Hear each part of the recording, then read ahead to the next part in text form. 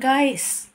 So another morning, another gutom. So ito yung aking mga dialogan talaga guys kapag ako'y nag-intro ng aking vlog.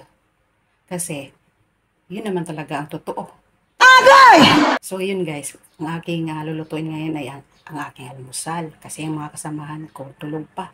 So ako'y nagugutom na naman. Siyempre, umaga na naman. Naghahanap na naman ng makain ng aking katuwang lupa. So ito yung aking iluluto guys. Tara! Mayroon akong okra na siguro mga 100 grams siya guys. So aking hihiwain siya ngayon para aking mailuto.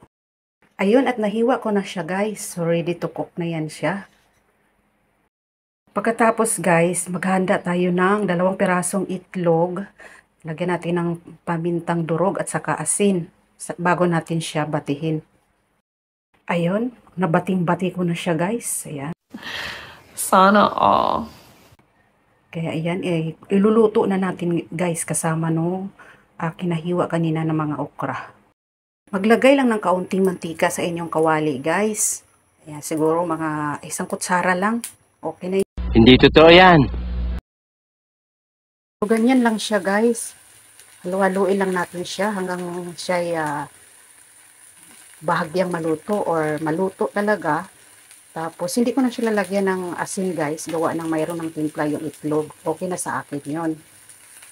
Tapos, nilagyan ko pala ng kaunting tubig guys para lang maluto o lumambot yung okra. Pagkatapos, hayaan ko lang muna siyang takpan hanggang maluto ng mga ilang minuto. So, ayun guys, to-check na natin kung okay na siya.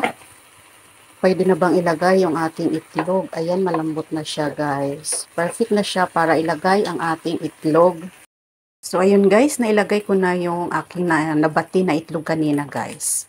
Hintay-hintayin lang natin siya na matuyo yung mga ibang side, ibang kanto ng isang kanto man yan, isang parte man yan ng ating mga okra. Bago natin siya baligtarin. So, ayun guys, naibaliktad na natin siya at in a minute or in a second, okay na siya guys. Pwede na natin siyang hanguin para kakain na tayo. Oh well, what's this? Guys, kakain na po ako ng aking unang pagkain sa araw na ito. Ito yung aking okra omelette. Tapos syempre, meron tayong pantulak. Ito siya guys. So, kakain na po ako.